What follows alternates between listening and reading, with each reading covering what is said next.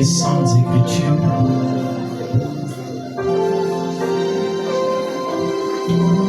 Que tu as reçu le nom au-dessus de tous les autres. Ce matin, nous sommes partis de nos demeures respectives. Nous avons abandonné nos activités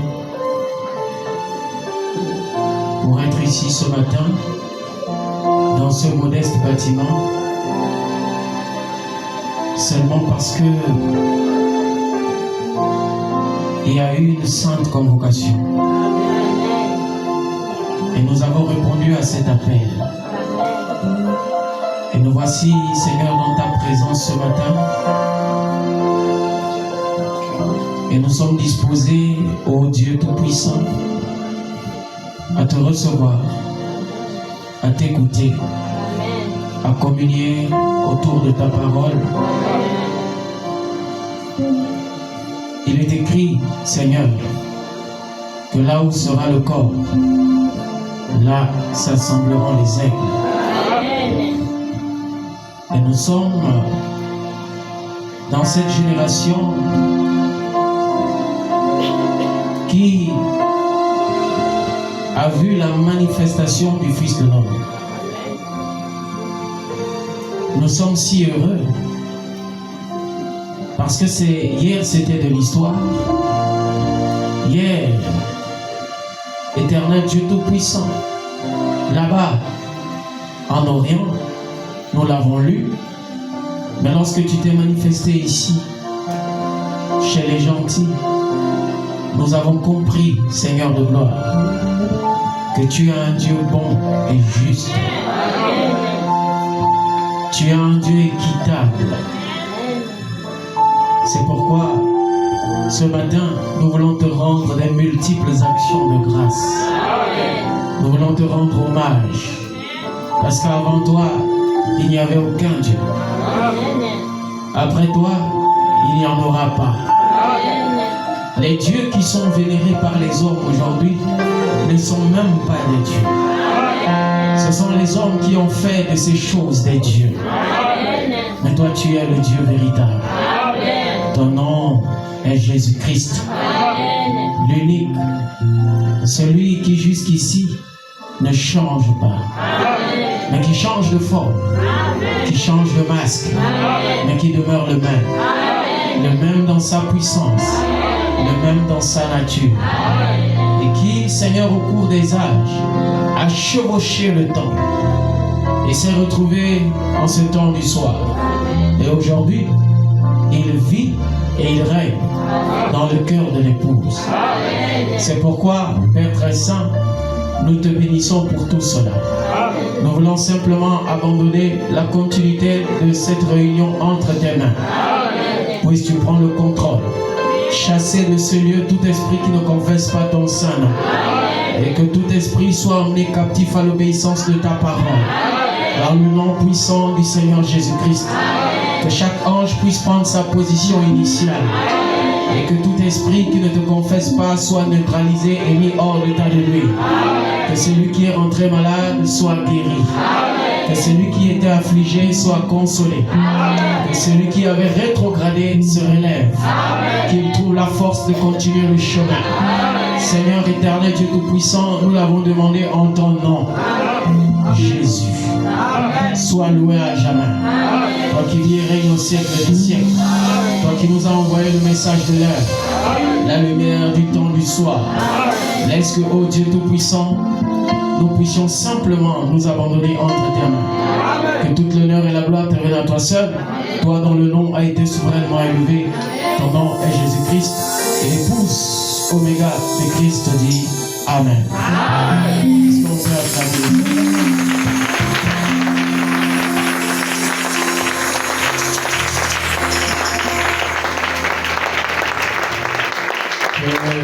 Le Seigneur vous bénisse richement. Nous osons croire que chacun d'entre vous se porte bien. Amen. Amen. Alors, ouvrons nos Bibles dans le livre de Deutéronome au chapitre 12. Deutéronome chapitre 12, nous lirons le verset 5 jusqu'au verset 7.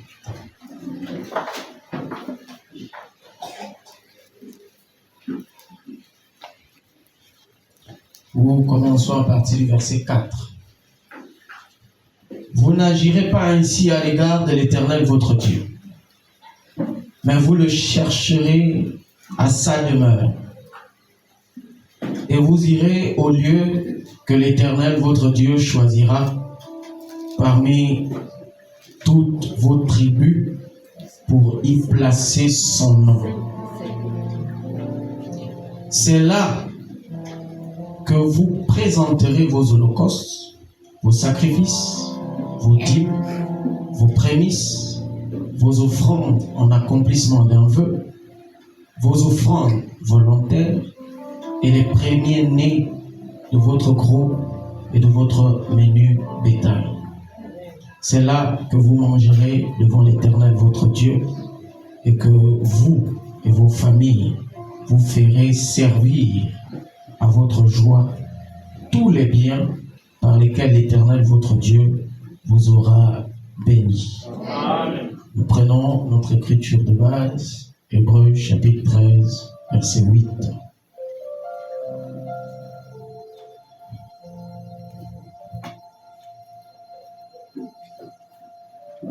Jésus-Christ est le même hier, aujourd'hui et éternellement.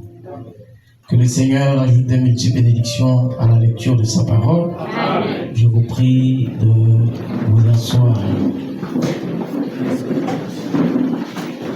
Alors nous vous saluons dans le précieux nom de notre Seigneur et Sauveur Jésus-Christ. Nous osons croire que vous allez bien. Amen. Amen. Alors nous sommes en train de poursuivre notre sujet, notre enseignement,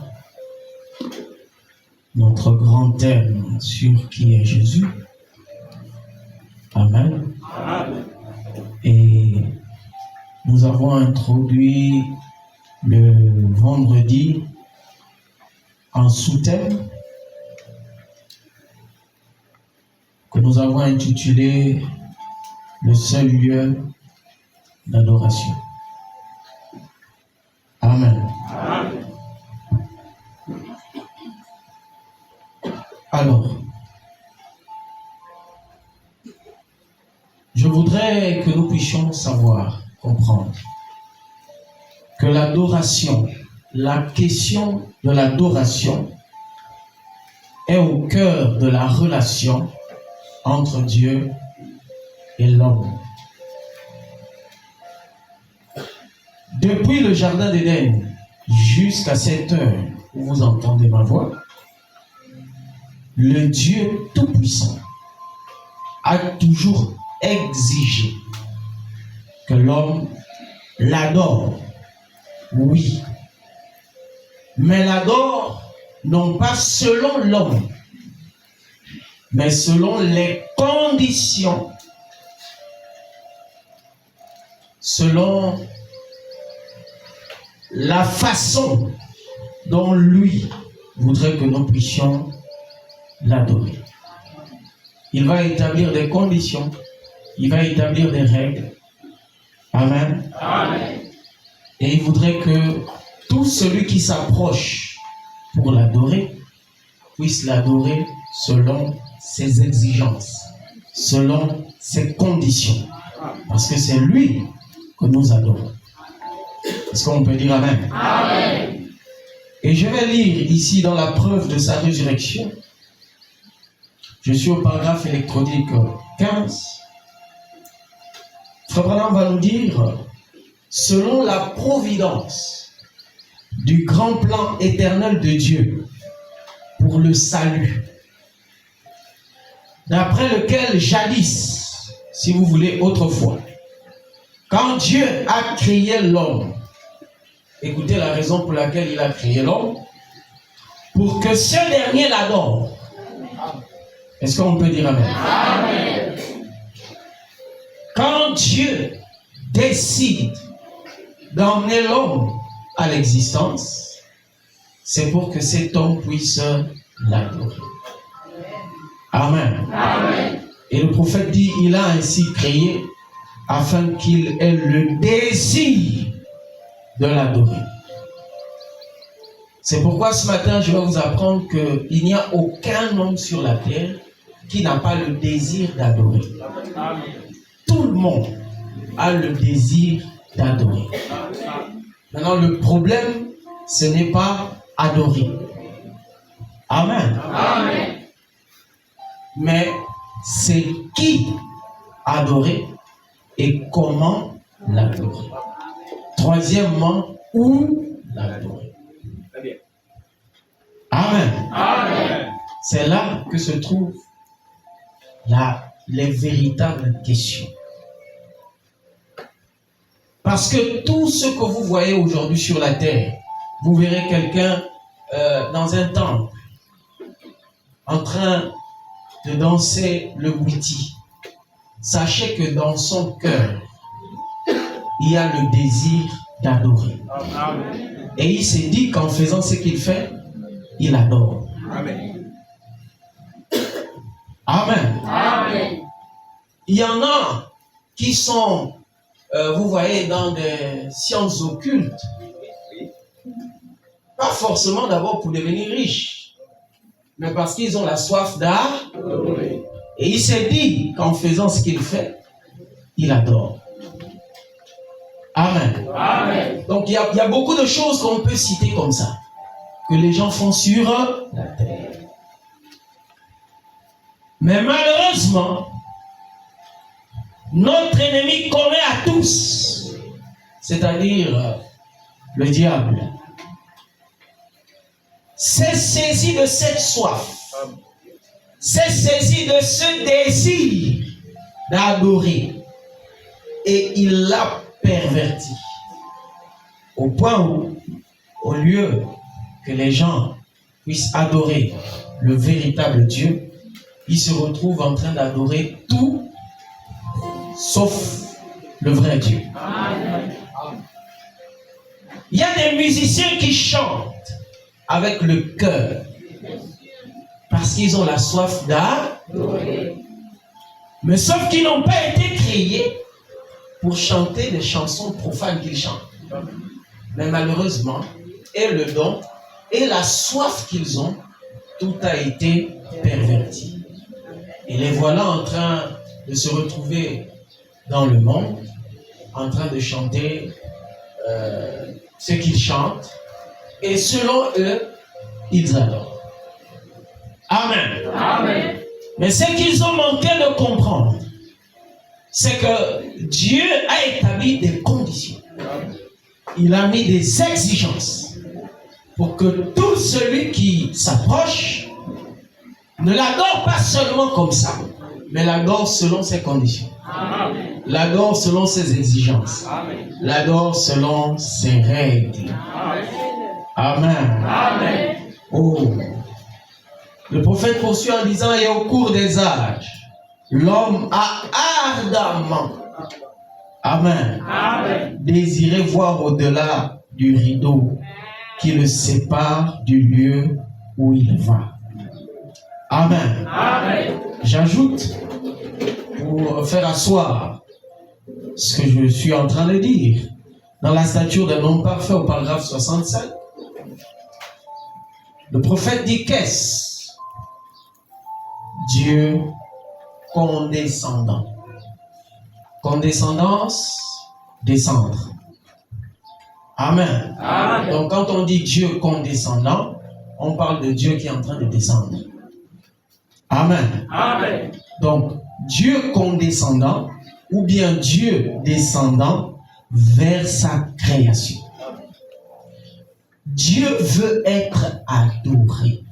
Dieu veut être adoré. Il veut être adoré. Le mot Dieu signifie objet d'adoration. C'est Dieu. C'est Dieu. Essayons de conditionner son peuple afin qu'il puisse obtenir d'eux afin qu'il puisse obtenir de toi et de moi ce pourquoi il les a créés. Amen. Amen. Il ne vous a jamais fait pour être autre chose qu'un fils ou une fille de Dieu.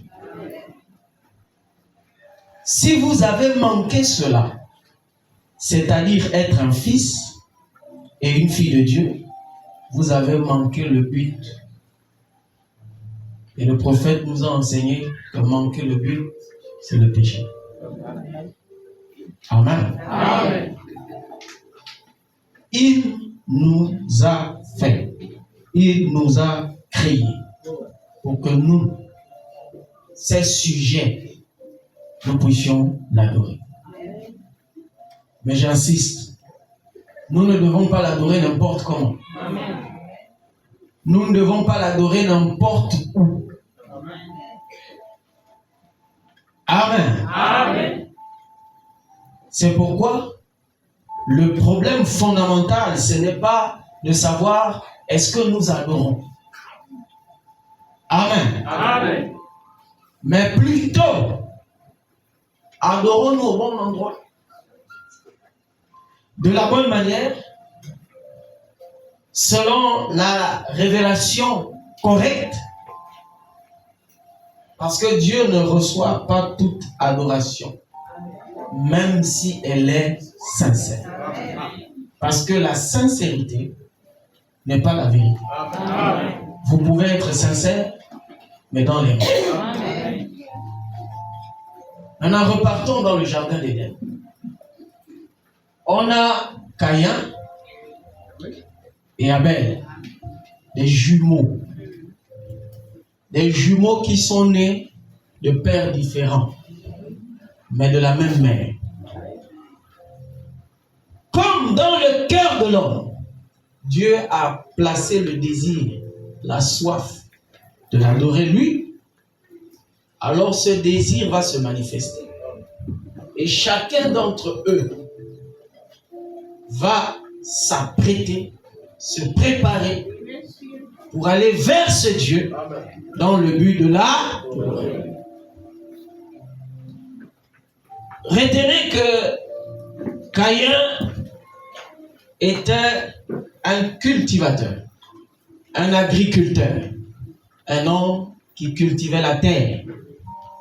Abel était un berger.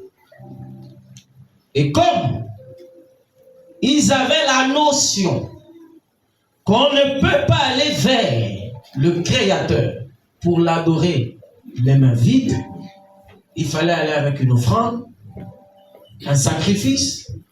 Alors chacun, je vais dire, n'a pas usé d'effort. Abel a pris un agneau propre, sans aucun défaut, sans aucune tache, en bonne santé, et il l'a emmené comme étant offrande. Caïn, lui aussi, a pris ce qu'il avait en sa possession. Tous les jolis fruits, les jolis légumes de son jardin. Il a dit certainement que Dieu va agréer cette offrande. Et les deux sont allés adorer. Chacun a fait son autel. Et comprenez que l'autel ici représente l'église. Amen. Donc chacun avait son église. Chacun a fait son autel. Et chacun s'est présenté à Dieu tel qu'il était et selon ce qu'il avait. Amen. Amen. Parce que la Bible dit venez tel que vous êtes. Et la Bible ajoute donnez selon que votre cœur a résolu de donner. Amen. C'est écrit, non? Amen. Dieu soit loué. Alors, Caïn a présenté son offrande. Abel aussi présente son offrande. Mais quelque chose va se passer. va faire quelque chose de bizarre. Il va placer son offrande sur un rocher, sur une pierre, sur son autel. Il va prendre une pierre taillée. Il va égorger l'agneau. Le sang va gicler de partout. L'agneau va perdre la vie. Et l'autel d'Abel, imbibé de sang. C'est sûr que Caïn de l'autre côté disait, quelle merde. Amen. Amen.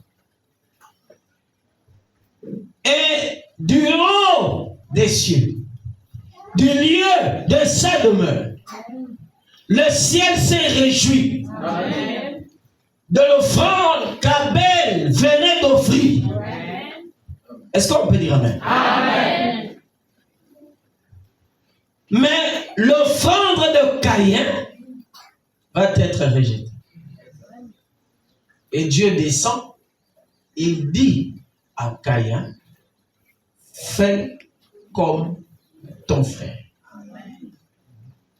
Amen. Amen. Mais quand Caïn regarde ce que son frère a fait, il dit non, je ne peux pas faire comme lui. Amen. Amen. Regardez.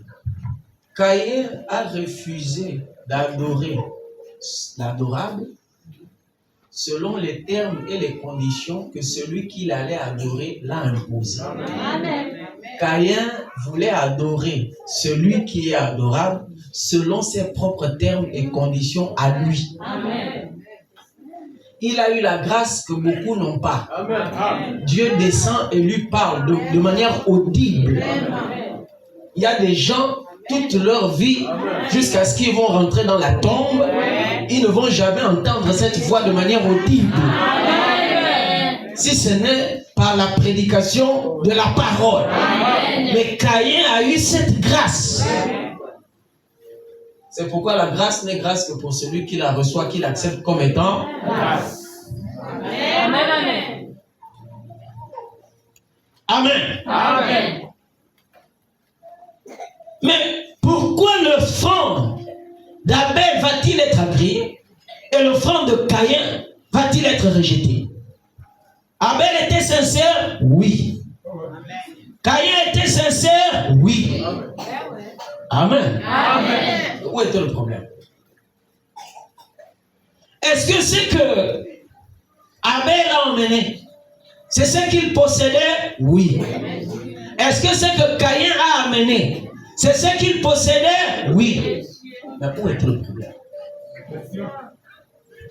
Amen. Amen. C'est l'adoration.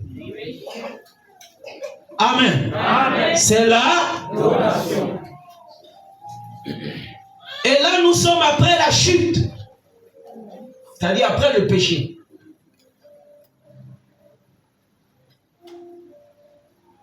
Et là-bas,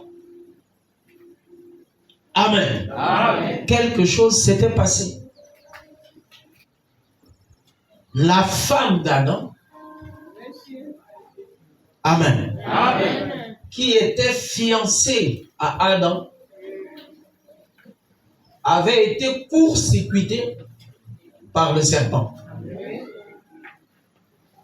Amen. Amen. En d'autres termes, ce n'était pas Adam qui a connu sa femme en premier. C'était le serpent. Amen.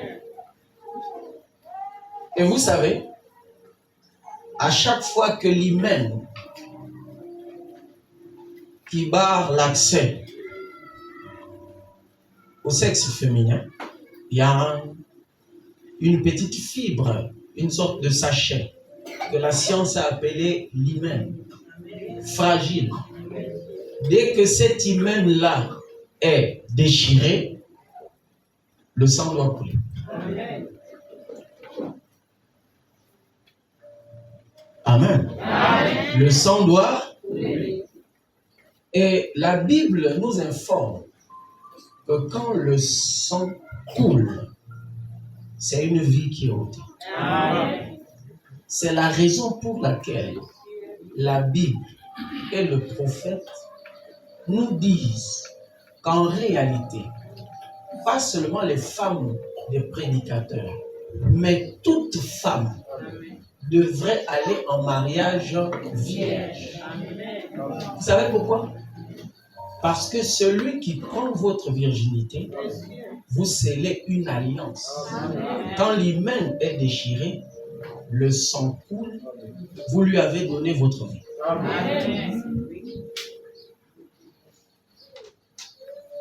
C'est pourquoi ça fait partie des 3 vertus sacrées que Dieu a données à la femme. Donc ce n'est pas d'abord une question seulement de prédicateur, mais toute femme devrait, c'est une obligation, aller en mariage vierge. C'est obligatoire.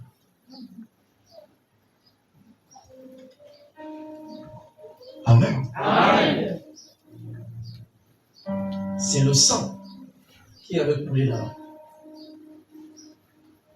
quand le péché s'est introduit. C'est pourquoi quand il les a chassés, il a fait quoi? Il a pris un homme. Il a tué. Le sang a coulé. Il a pris la peau. Il les a habillés. Il les a chassés. Et frère Branham dit, pendant qu'il sortait, comme la peau était encore fraîche, le sang était en train de dessiner le chemin montrant Amen. Amen. Que ce qui a tout gâché, c'est le sang. Ce qui va réparer, le sang. Est-ce qu'on peut dire Amen? Amen. Maintenant, la Bible va nous dire que Abel a offert un sacrifice à Dieu plus excellent que celui de Caïn. Donc le sacrifice de Caïn était excellent, mais le sacrifice d'Abel était plus excellent. Qu'est-ce qui faisait que le sacrifice de Caïn d'Abel soit plus excellent? C'était la révélation. Amen. Mais je me suis toujours posé la question, où vient la révélation? Puisqu'il a donné ce qu'il avait.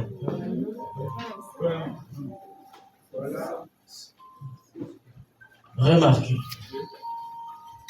même dans votre position sociale, hein? Dieu est dedans. Amen.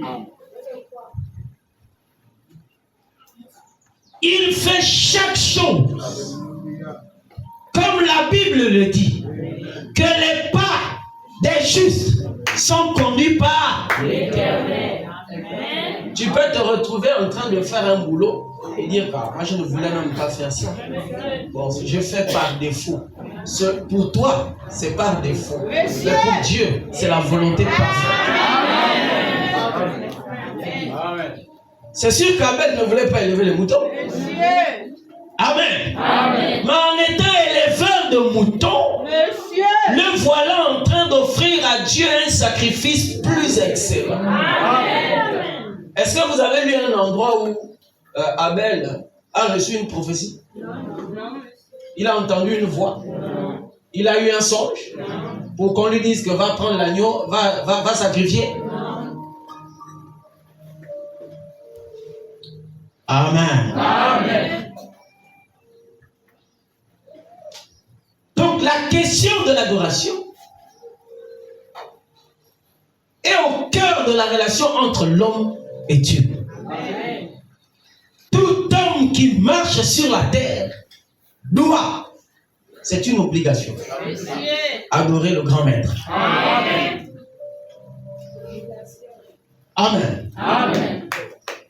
Adorer signifie se soumettre à Dieu. Amen. Le servir selon sa volonté. lui rendre un culte conforme à sa parole. Amen. Amen. Amen. Donc l'adoration, c'est pas chanter. C'est pas chanter. Mais chanter est un élément qui compose l'adoration. Ce que nous sommes en train de faire là, nous sommes en train d'adorer. Est-ce qu'on peut dire Amen? Amen. Jean 4, 24 est clair. Dieu est esprit. Et il faut que ceux qui l'adorent sortent de la chair. L'adorent dans l'esprit et avec le message de l'heure. J'insiste. C'est écrit dans vos Bibles. Amen. La vérité présente. Amen. Mais pourquoi on va dire vérité présente? Ça a quel sens? Vérité, c'est... Mais pourquoi ajouter présente? Est-ce que vous comprenez? Amen. Ça veut dire que Dieu avance dans le temps et pendant qu'il avance, il se révèle au peuple auquel il est en train de se révéler. Et en ce net moment-là, c'est qu'il a dit à Noé, construis l'arche pour éviter le jugement, pour éviter d'être englouti dans les eaux du déluge, n'est plus valable. Est-ce que ce qu'il a dit à Noé était la vérité? Oui.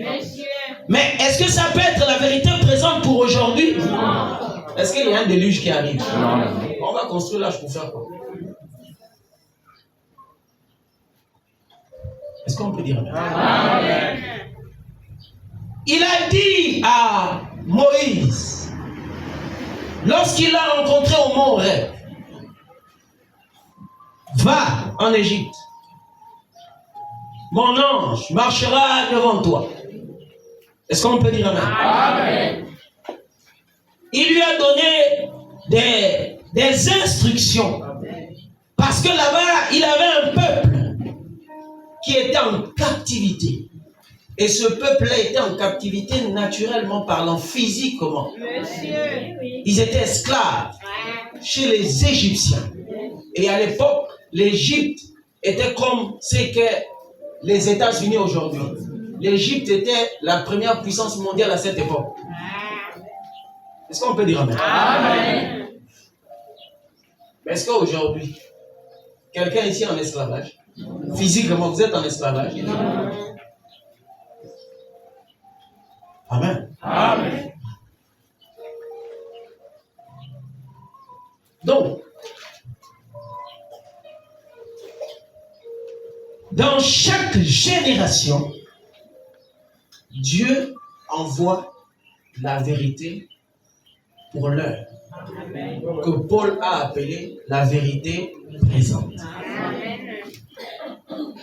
Amen. Amen. C'est pourquoi ceux qui l'adorent doivent l'adorer en esprit et chercher quelle est la vérité présente pour aujourd'hui. Sinon, vous seriez en train d'adorer avec une vérité passée, tout en pensant que vous êtes en train d'adorer alors que vous n'adorez même pas. Deux éléments essentiels.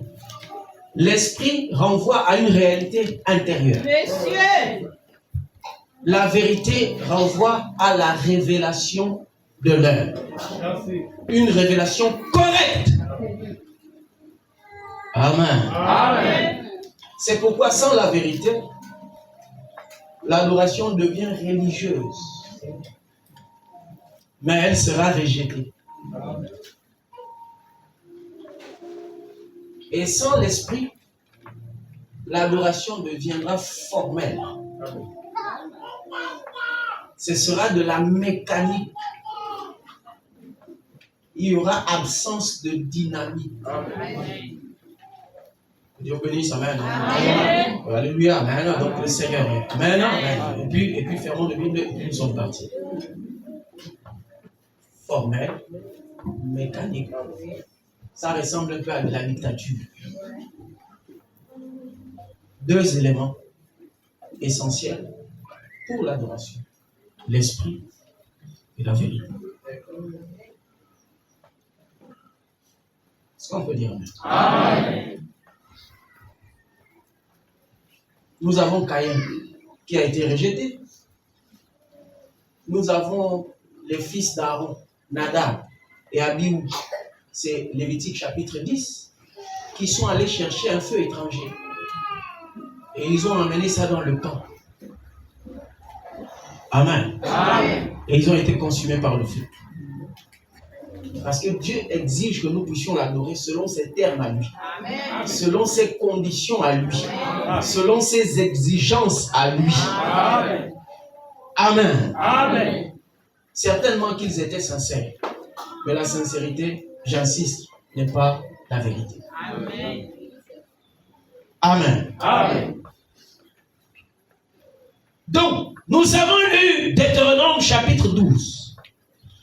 Le verset 5 est clair. Mais vous le chercherez à sa demeure et vous irez au lieu que l'Éternel, votre Dieu, choisira parmi toutes vos tribus pour y placer son nom.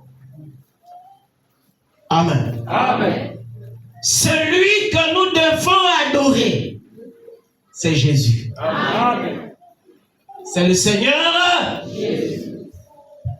Amen. Amen. 2. Il veut que nous puissions l'adorer dans un lieu. Amen. Et il nous dit, pour retrouver ce lieu-là, il faut simplement regarder là où il a placé son nom. Amen. Amen. Amen.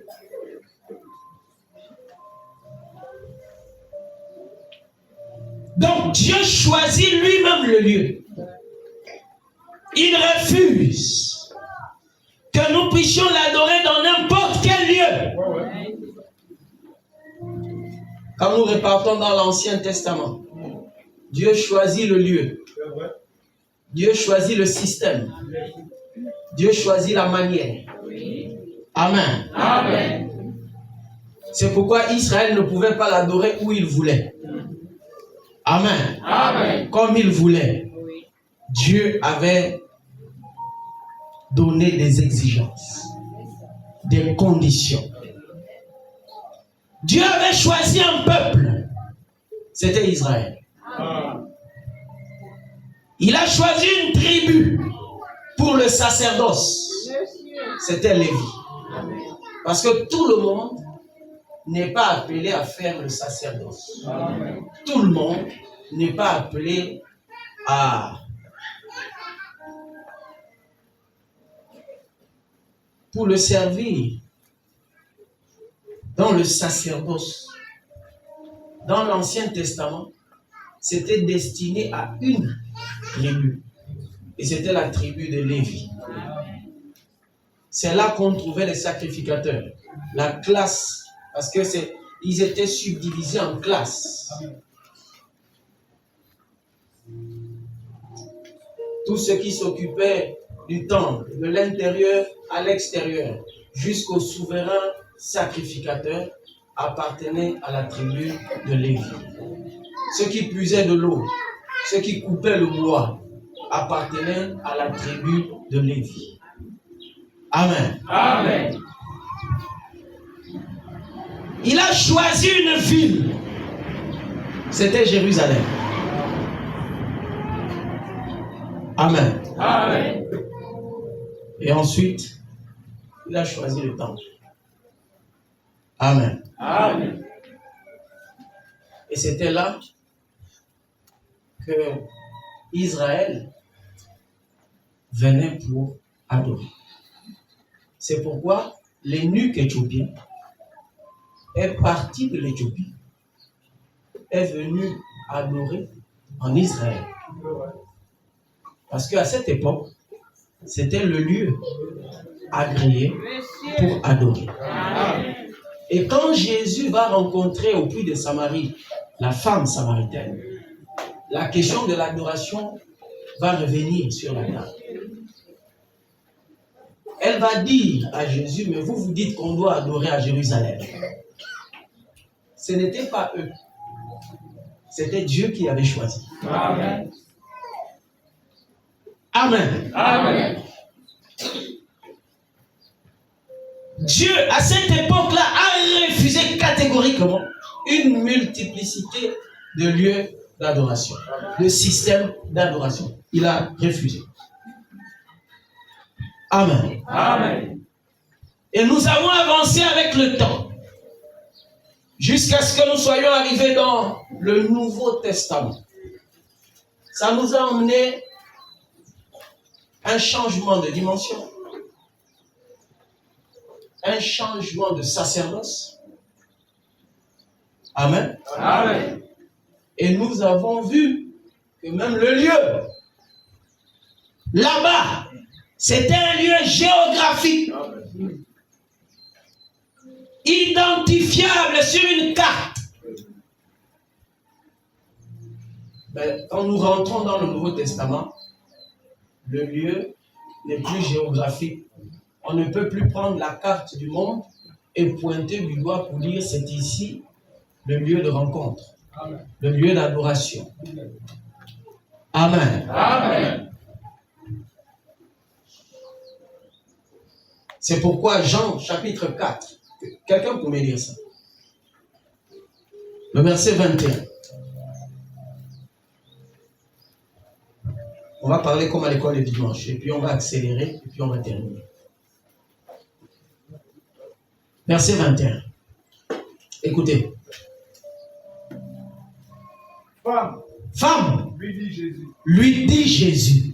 Crois-moi, l'heure vient où ce ne sera ni sur cette montagne, ce ne sera plus sur les montagnes que vos parents vous ont enseigné d'aller adorer. ni à Jérusalem, Encore moins à Jérusalem. que vous adorerez le Père. Que vous adorerez le Père. Amen. Amen. Il était en train d'annoncer un autre lieu d'adoration. Amen. Un lieu d'adoration qui n'était pas géographique, qui n'était pas localisable à travers une carte. Alléluia. Amen. Il annonçait un autre lieu d'adoration. Amen. Amen. Mais nous avons dit que le lieu d'adoration, il fallait, pour l'identifier, retrouver où il avait placé son nom. Amen. Amen. Donc le nom de Dieu va nous indiquer où se trouve le lieu d'adoration. Je suis dans le lieu d'adoration auquel Dieu a pourvu. Je suis au paragraphe électronique 63. Frère Madame dit ceci. Mais nous devons trouver. Il est de notre devoir. Où il a mis son nom. Car c'est là le lieu. J'aurais aimé qu'il y ait point, mais il y a une conjonction de coordination. Ce n'est pas seulement là le lieu. Il va ajouter une autre pensée pour que ça soit clair. Car c'est là le lieu et le seul lieu auquel il a pourvu pour que les chrétiens viennent, les enfants qui croient, et l'adorent en ce lieu. Quel est donc ce lieu?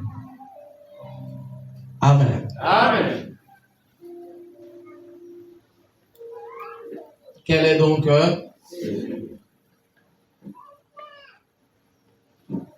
Je suis au paragraphe 49 de la même brochure. Il dit, sondons les Écritures maintenant pour trouver quel est ce lieu où il a mis son nom. Amen. Amen. Nous voulons trouver, non? Oui. Nous voulons savoir. Amen. Or, nous avons des ombres et des types. Nous avons des ombres et des types. Donc, il nous renvoie dans l'ancienne alliance. Amen. Amen. Dans toute la Bible, nous savons ça. Des différents lieux, où il a rencontré les gens. Il dit, mais ce n'est pas le lieu où il les rencontre aujourd'hui. Amen. Amen. Il dit, c'est que ces lieux-là n'étaient que des préfigurations de quelque chose à venir, du véritable lieu où il rencontrerait les gens. Amen. Amen. Le lieu, virgule, l'église, où on pourrait le rencontrer. Et il existe un lieu. Il existe une église. Et Dieu a promis de rencontrer les gens dans ce lieu et d'y exaucer leurs prières. Si seulement ils viennent dans ce lieu pour lui rendre un culte. Amen. Amen.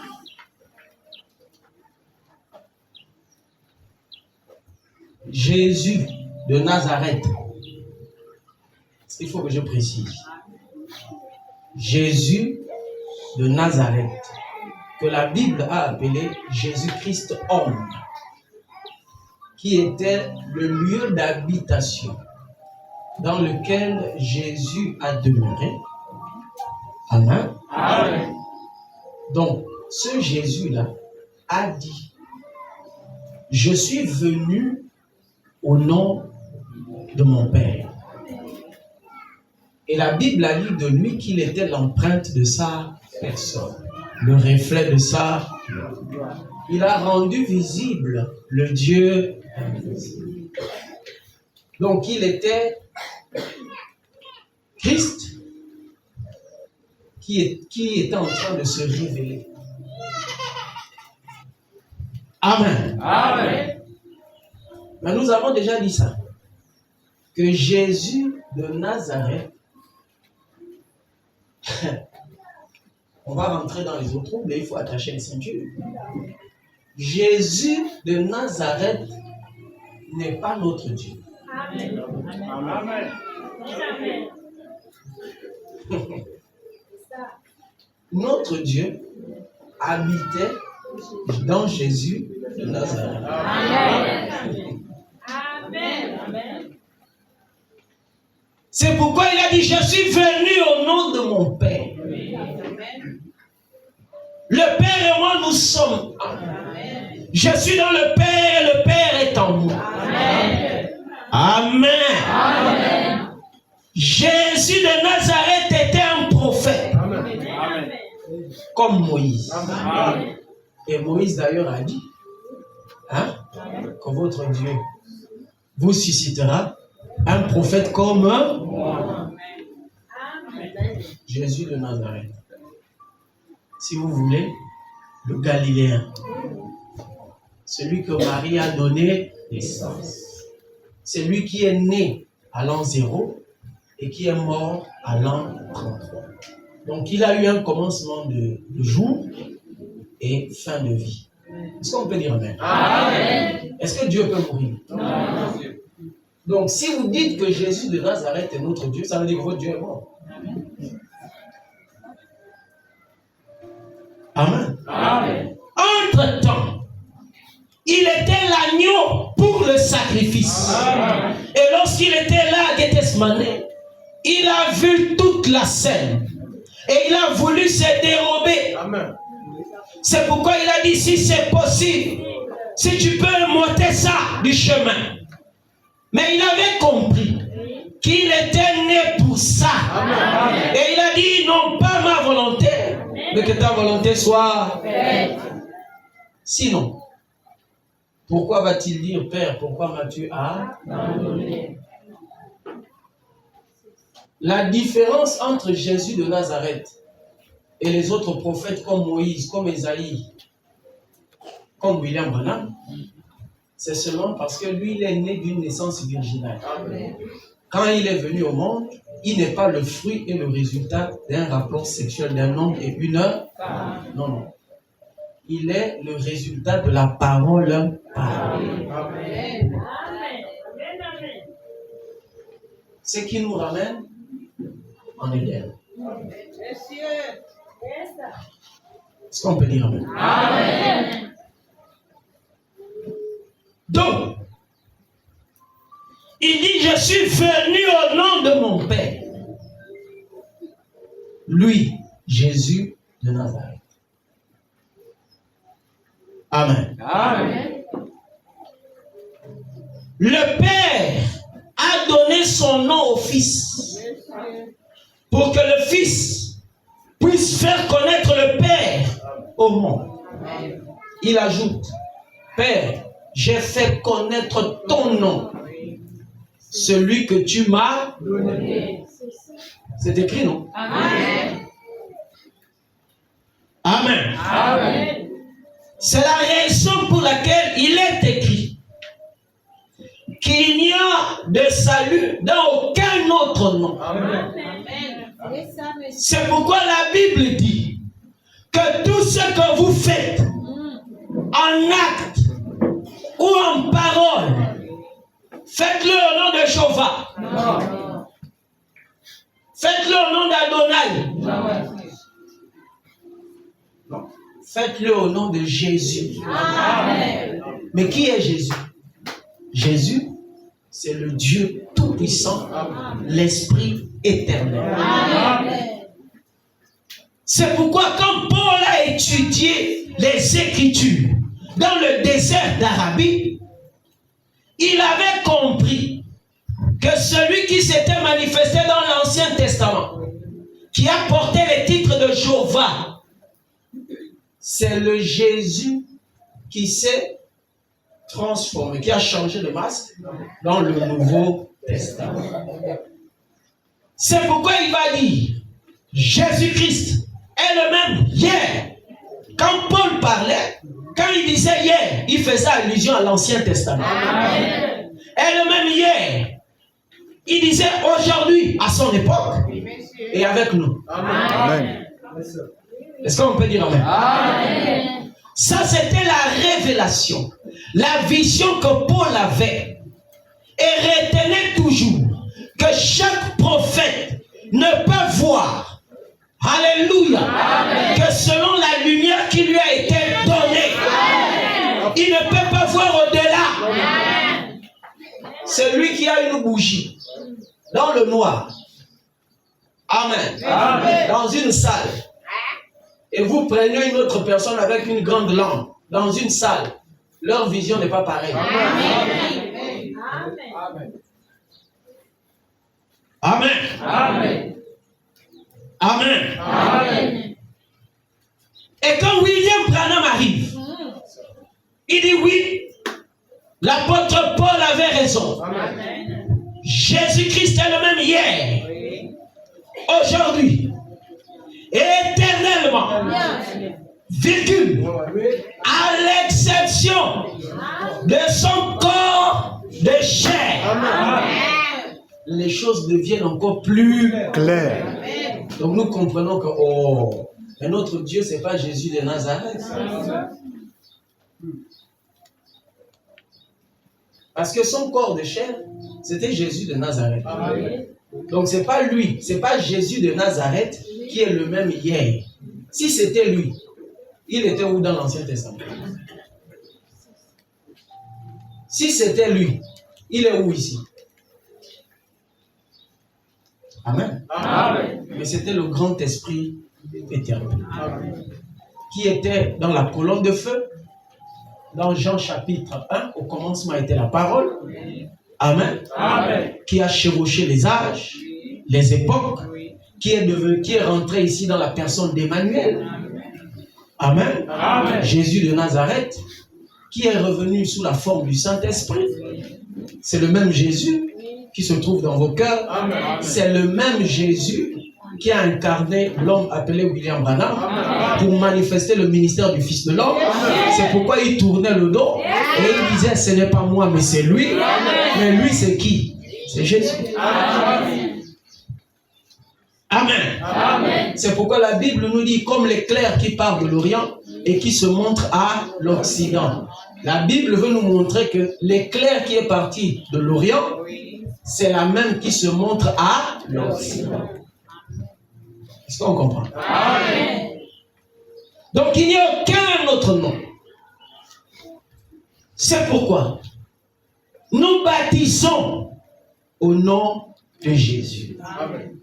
Pas au nom du Père, du Fils et du Saint-Esprit. Non. Parce que j'ai encore dit ça, que quand vous lisez Matthieu 28, lisez bien. Oh. Non. Ni le haut, ni le nom, rien de tout ça n'est au pluriel. Donc c'est un nom. Un seul nom. Et si on a un nom, on a une personne. Ça veut dire que si on a une personne, alors on comprend que cette personne-là a joué trois fonctions.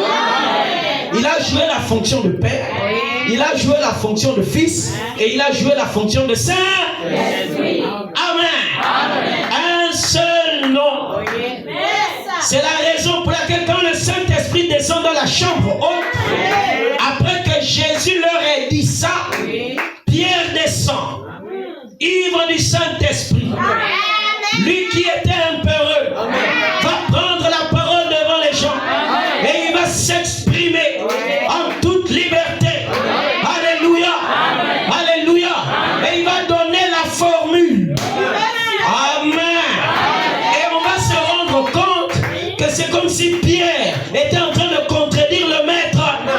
Mais si vous vous souvenez, le maître leur a dit, quand le consolateur, l'esprit de vérité, il viendra, il vous conduira dans toute la... Donc il n'a pas contredit le maître. C'est l'esprit de vérité en Pierre qui était en train de conduire Pierre dans toute la...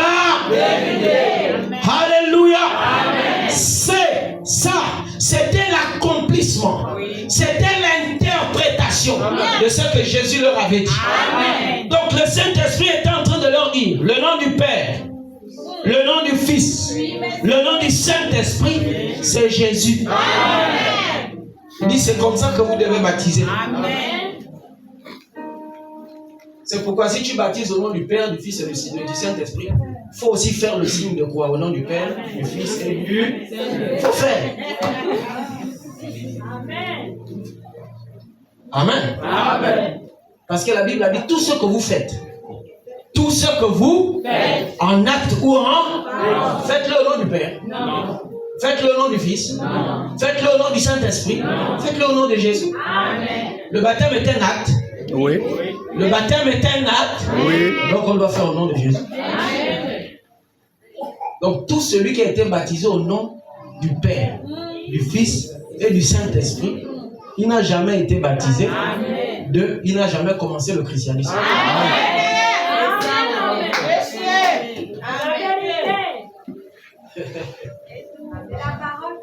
Quel est cet homme qui rentre dans une confrérie sans être initié?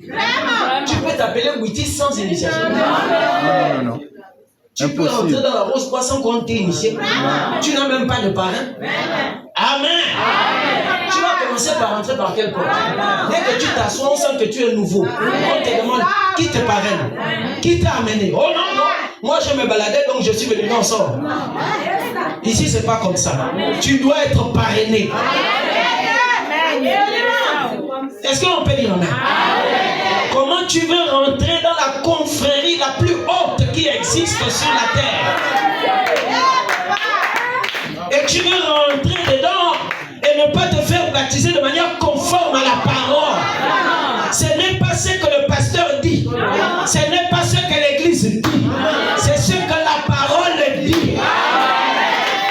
On s'en fout de ce que le pasteur raconte. On s'en fout des codes et des règlements de l'église. Ça ne nous amènera pas au ciel.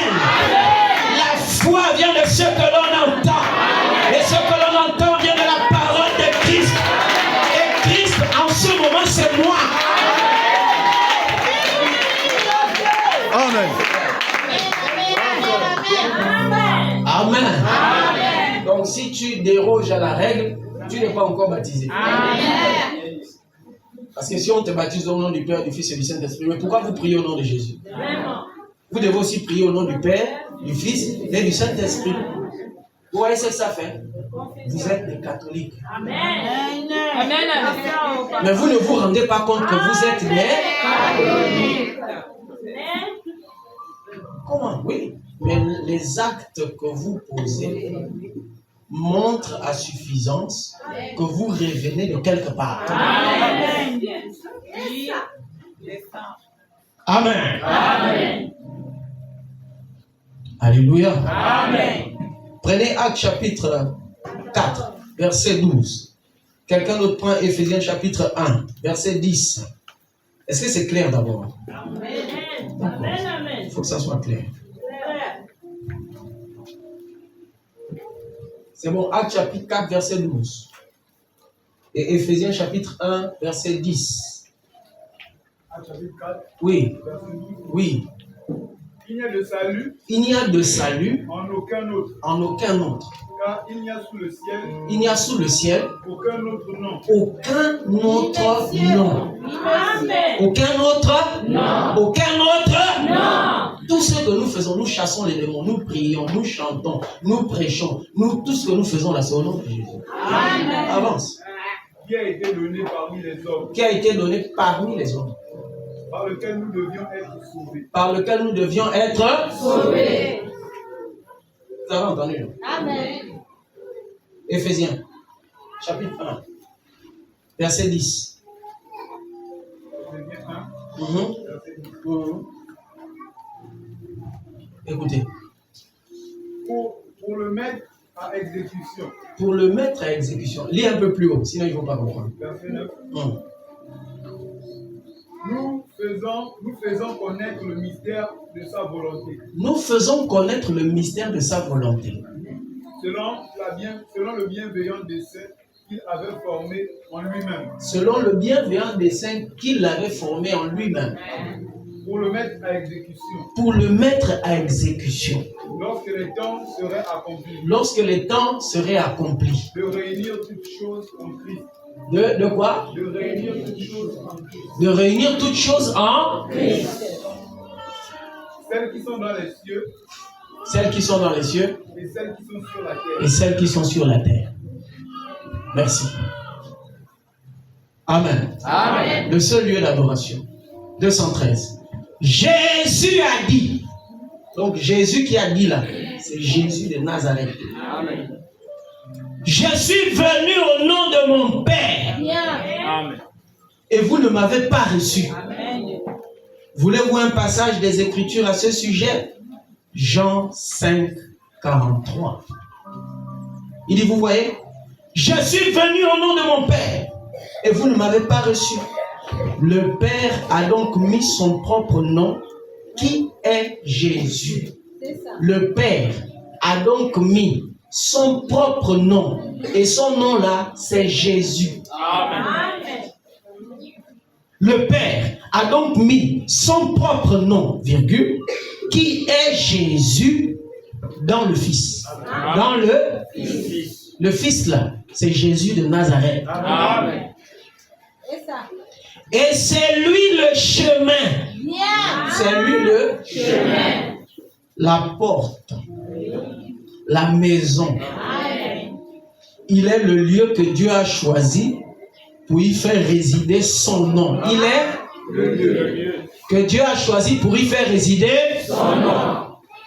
Dieu n'a jamais mis son nom en moi. Non, monsieur. Ça, c'est Branham. Il dit Dieu n'a jamais mis son nom en lui. Amen. Amen. Amen. Amen. Amen. Il n'a jamais mis son nom dans l'église. Amen. C'est pourquoi. Amen. Amen. Alléluia. Amen. Dieu n'est pas dans l'église. Amen. Amen. Oh. Amen. Yes, sir. Dieu, ça. Quelqu'un est en train de me dire, parce que si Dieu n'est pas dans l'église, on fait quoi ici? Dieu n'est pas dans l'église. C'est pourquoi si un pasteur vous a terrorisé en disant que si tu sors de mon église, tu es perdu, c'est un sorcier. Dieu n'est pas dans l'église. Est-ce qu'on peut dire Amen? Dieu est dans sa parole.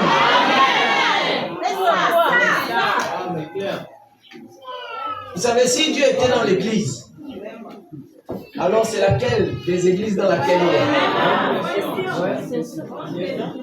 Les catholiques diront non, c'est chez nous. Nous sommes la première église. La maman, la mère de toutes les. Donc c'est nous. Les protestants diront non. Nous sommes des protestants. Nous avons protesté contre vos dogmes, vos fausses doctrines et vos credos. Donc, c'est nous. Amen. Amen. Les églises de réveil viendront et diront non. Toi, après avoir protesté, tu es tombé dans l'assoupissement. C'est pourquoi nous nous sommes réveillés. Donc, c'est chez nous. Amen. Je peux aller loin. Je peux aller loin. Les branhamistes diront, c'est nous qui avons la vérité. Parce que vous tous, vous avez. Amen. Ni les branhamistes, ni les protestants, ni les catholiques, aucune église. Dieu n'est dans aucune église. Dieu est dans sa parole. Vous pouvez avoir les photos. Vous pouvez dire frère Branham a dit. Si ce n'est pas la parole, Dieu n'est pas dedans. C'est de l'émotion. Alléluia. Et ça n'amènera les gens nulle part.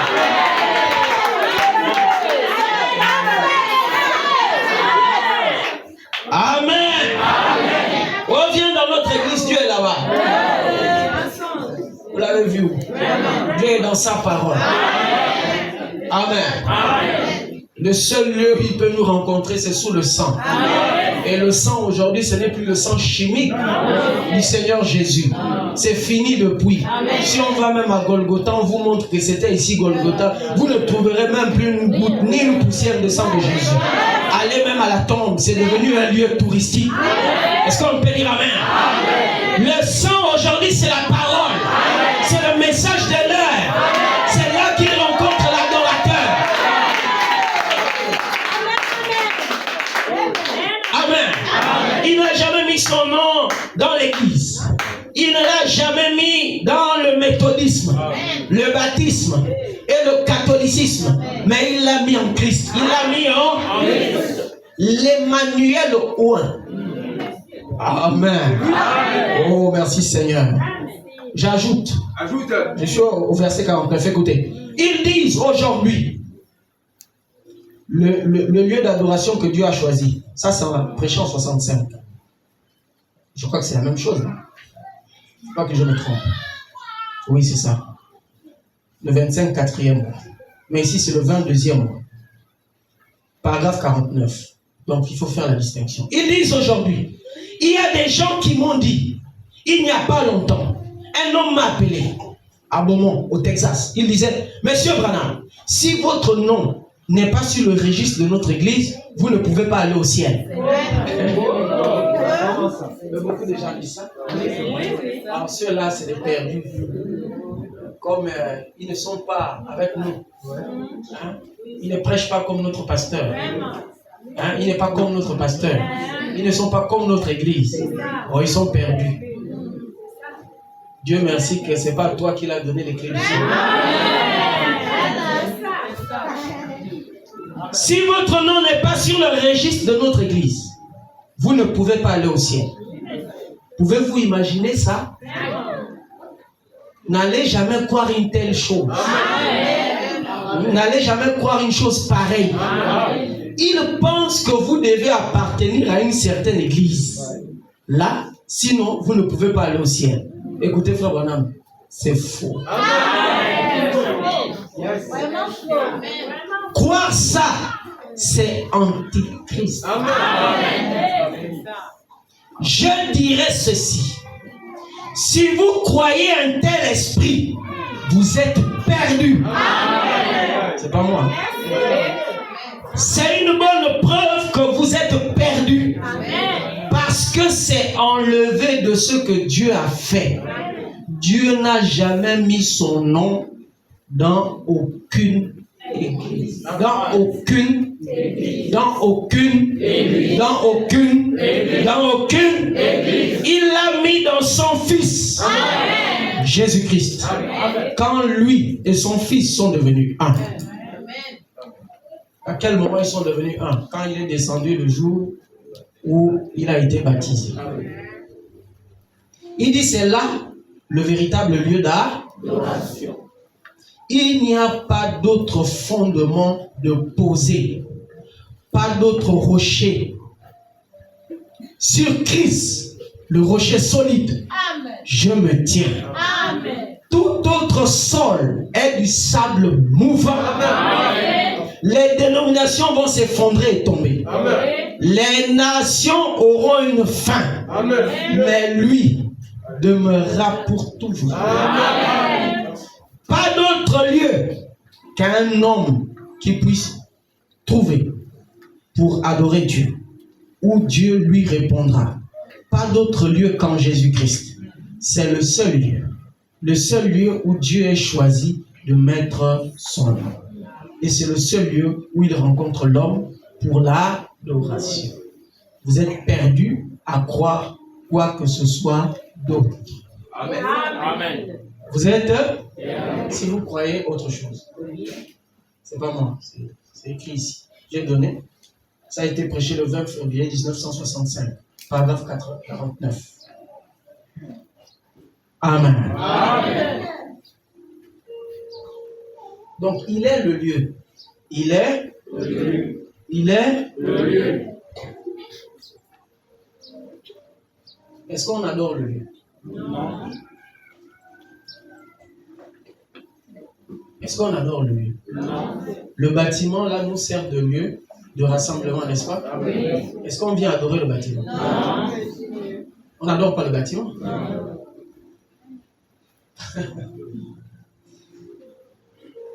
Puisque nous n'adorons pas le bâtiment est le lieu dans lequel nous entrons pour adorer. Mais nous n'adorons pas le bâtiment. De la même manière, vous n'adorez pas le lieu. Amen. Mais vous devez entrer dans le lieu pour adorer. Amen. Donc quand vous fermez vos yeux et que vous priez votre Père, le Seigneur Jésus, Amen. Amen. En ce net moment-là, votre Dieu n'est pas Jésus de Nazareth. Amen. Jésus de Nazareth, c'est le lieu qui vous permet d'atteindre le Père. Amen. C'est le lieu dans lequel vous entrez pour adorer. Est-ce qu'on peut dire Amen? Amen. Peut-être que c'est difficile à comprendre. C'est pourquoi j'ai pris l'exemple. Nous sommes tous ici à l'intérieur. Est-ce que nous sommes venus adorer le bâtiment? Non. Ça nous sert d'abri. Nous sommes à l'abri du soleil. Nous sommes à l'abri de la pluie et de toute autre intempérie. Amen. Amen. Mais à l'intérieur, nous avons un Dieu vers qui nos prières et notre adoration est adressée. Amen. Ce Dieu-là, c'est Jésus. Amen. Amen. Amen. Donc Jésus de Nazareth, le Fils, lui étant le lieu d'adoration, nous devons entrer en lui, en Christ, pour adorer le Seigneur Jésus-Christ. C'est lui le seul et l'unique Dieu adorable. Quand la Bible dit tout genou fléchira, il ne parle pas d'Emmanuel. Emmanuel a eu un commencement, il a eu une fin. Son corps est devenu un mémorial. Amen. Mais Jésus, il vit, règne parmi nous et en nous, au milieu de nous.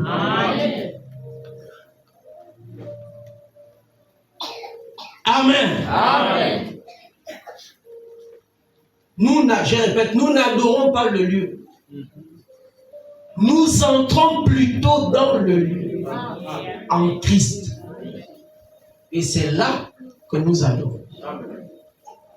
C'est pourquoi quiconque veut adorer, il n'a pas d'autre choix, si ce n'est d'entrer en Christ, de trouver le lieu et adorer.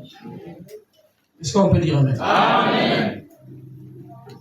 C'est pourquoi Frère Branham a dit qu'il est la porte, qu'il est le chemin. Amen. Amen. C'est l'une des raisons pour lesquelles je vais ajouter une autre notion que l'on dit souvent. Parce que pour entrer dans ce lieu-là, vous devez naître. Il vous faut naître de nouveau.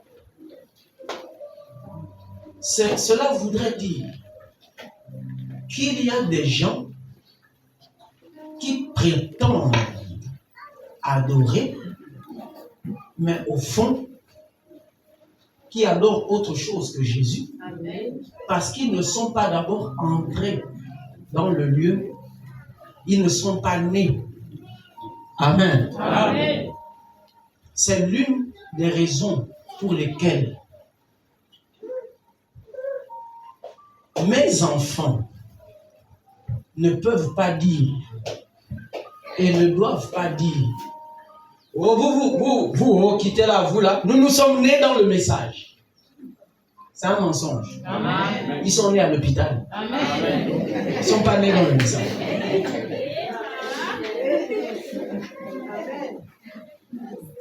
Parce que celui qui est né dans le message ne peut pas naître à l'hôpital. Je ne sais pas si vous comprenez. Amen. Pour naître dans le message, il faut naître de nouveau. Amen.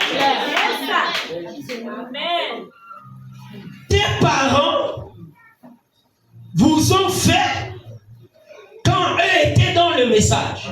Mais vous n'êtes pas encore nés dans le message. Vous êtes nés à l'hôpital. Et vous n'avez pas d'autre choix si ce n'est de naître dans le message. Et naître dans le message, c'est naître de nouveau. Que ton père soit pasteur, que ton père soit diacre, qu'il soit administrateur, qu'il soit chantre, peu importe qui il est, tu dois naître. Si tu ne nais pas, tu es perdu. Nous sommes des enfants, on est nés dans le message. Tu mens, tu es né à l'hôpital canadien. On peut retrouver la sage-femme qui nous a aidés à nous.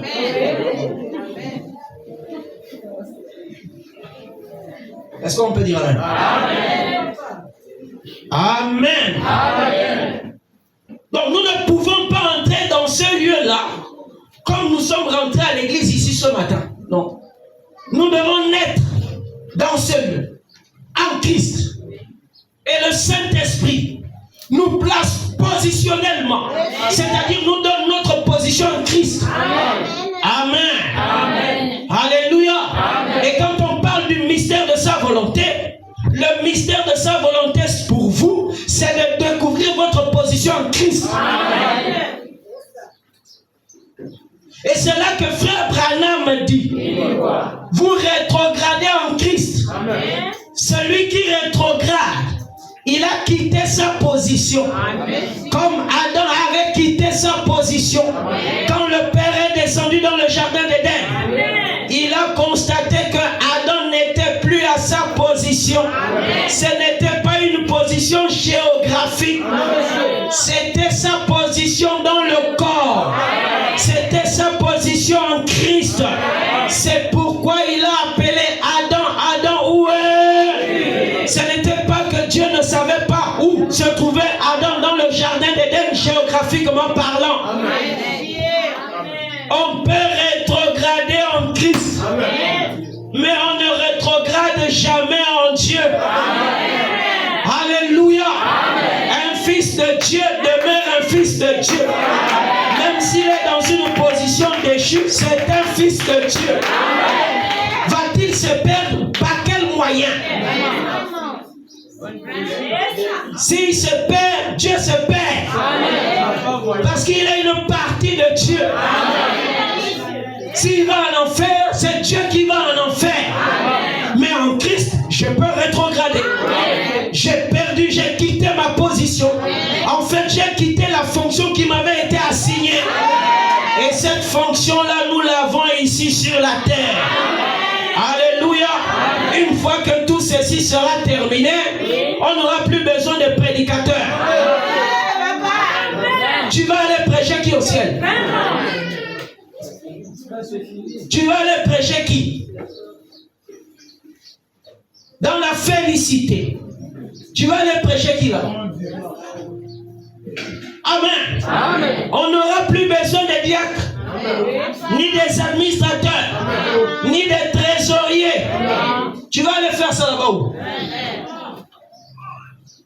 On n'aura plus besoin de l'école des dimanches. Mais il y a un ministère qui est éternel. C'est la chanson. Nous continuerons à chanter de l'autre côté. Est-ce qu'on peut dire amen? Amen. C'est pourquoi tous les systèmes qui sont en dehors des exigences de l'adoration selon Dieu ont été rejetés. Amen. Amen. Parce que les dénominations divisent. Ils créent plusieurs lieux d'adoration. Ils désignent leur temple comme étant les lieux d'adoration. Amen. Amen. Mais Dieu ne reconnaît qu'un seul lieu. Amen. Amen. C'est pourquoi la mère des prostituées, Babylone la grande, avec toutes ses filles, amen, amen, seront surprises. C'est pourquoi tous ces systèmes religieux-là sont comparés, amen, amen, qui nous trempent dans la confusion, sont comparés à Babylone. Dieu n'a jamais placé son nom dans une dénomination. Au grand jamais. Il ne le fera jamais. Amen. Amen. Le lieu d'adoration, c'est le corps de Christ. C'est pourquoi il est la tête, nous sommes le corps. Et en tant que corps, chacun d'entre nous occupe une position dans ce corps. Est-ce qu'on peut dire amen? Amen. Maintenant, ce corps-là n'est pas un bâtiment. Ce n'est pas un bâtiment. Non, ce n'est pas un bâtiment. Il n'est pas identifiable comme c'était à l'époque dans l'Ancien Testament, dans un lieu géographique. Amen. Amen. Mais c'est un corps vivant. Il est fondé sur la parole, manifestant Christ. Amen. Amen. Et la tête et le corps sont unis. Amen. Indissociables. Inséparables. Amen. Amen. C'est l'époux et l'épouse Alléluia. Amen. Et être dans ce lieu, c'est naître de nouveau, comme je le disais tout à l'heure. C'est être aligné avec la parole de l'heure. Est-ce qu'on peut dire amen? Amen. Donc ce lieu-là, c'est aussi le corps de Christ. Ce lieu-là, c'est aussi l'épouse de Christ. Parce que Christ et son épouse se sont unis. La tête est descendue pour se joindre au corps.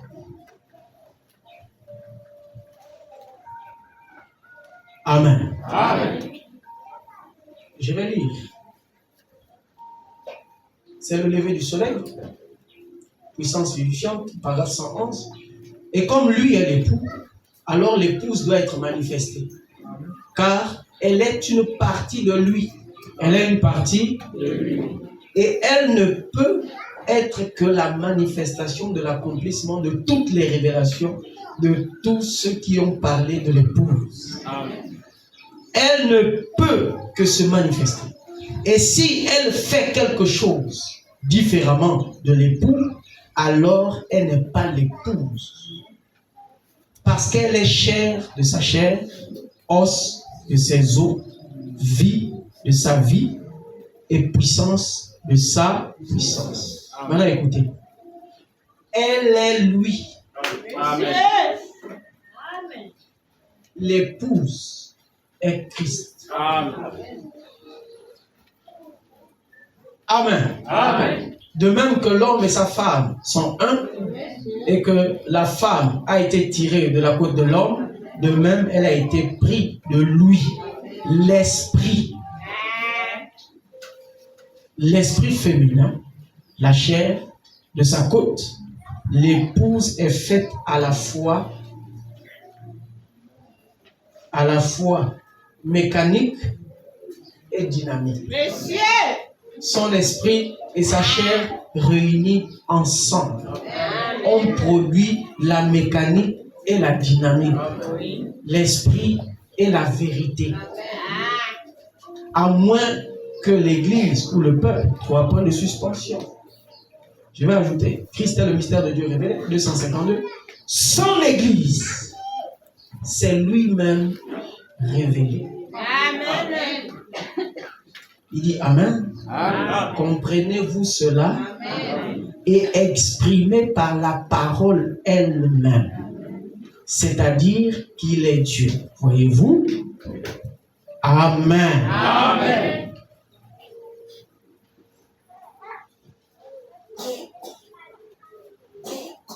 C'est la raison pour laquelle,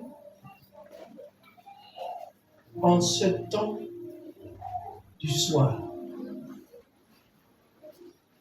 l'épouse devenant lui.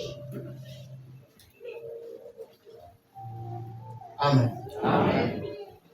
Et elle, révélant l'époux.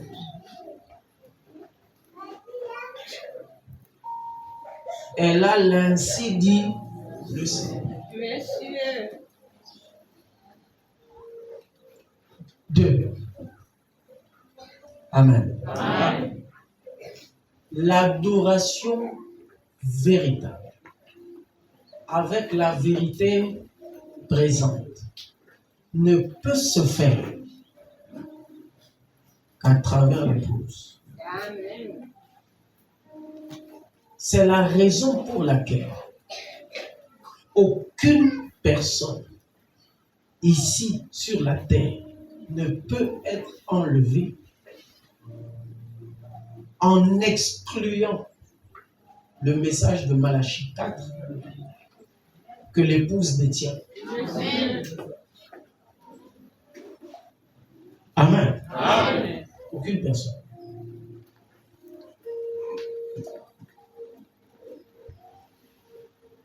Remarquez que quand Élie de Tishbite est venu, c'est la première fois qu'on a entendu parler d'Élie. Malheureusement, on ne nous donne pas sa généalogie, il va faire quelque chose d'important. Il vient à une époque où chacun adore qui il veut, comme il veut. Amen. Comme ça le chante. C'est vrai. Et comme l'esprit d'Élie, je ne parle pas du Tishbite, Non, non. mais l'esprit d'Élie qui était en Élie le Tishbite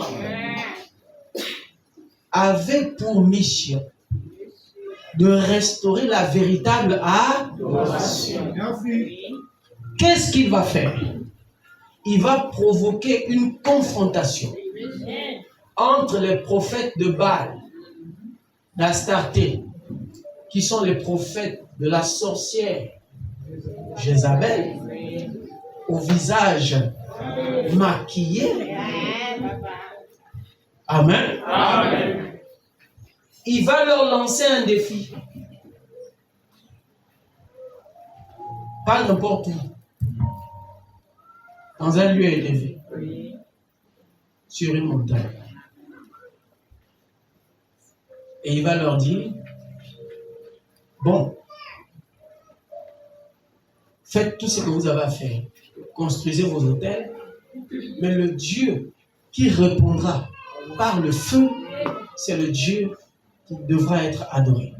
On est d'accord? D'accord. Les prophètes de Baal et d'Astarté, plus de 800 prophètes, ils ont fait leurs histoires. Ils ont placé leurs hôtels. Ils ont commencé à faire leurs histoires. Chacun a raconté ce qu'il voulait. Chacun a fait comme il voulait. Amen. Amen. Dieu n'est dans aucune dénomination. Amen. Quel que soit ce que vous pouvez dire, quel que soit ce que vous pouvez faire, vous pouvez tomber en extase. Vous pouvez prêcher comme vous voulez. Vous pouvez voir des visions. Vous pouvez parler en langue, prophétiser. Toutes ces choses ne sont pas anti-scripturaires. Mais c'est votre position qui est le problème. Amen. Oui. Amen. Amen. Et ils ont fait Baal descend, ainsi de suite, et ainsi de suite. Ils ont fait du bruit depuis le matin. Arrivé à midi, Élie est apparu. Il a dit, ah, moi je veux quand même essayer de vous donner une idée. Parce que je vois que depuis là, c'est comme si votre Dieu, soit il est à la pêche, ou peut-être qu'il dort. Essayez encore de crier plus fort. Ce n'est pas parce que je vais crier que Dieu va m'entendre. Parce que le Dieu que nous adorons a quitté le ciel. Il est dans le ciel de mon cœur.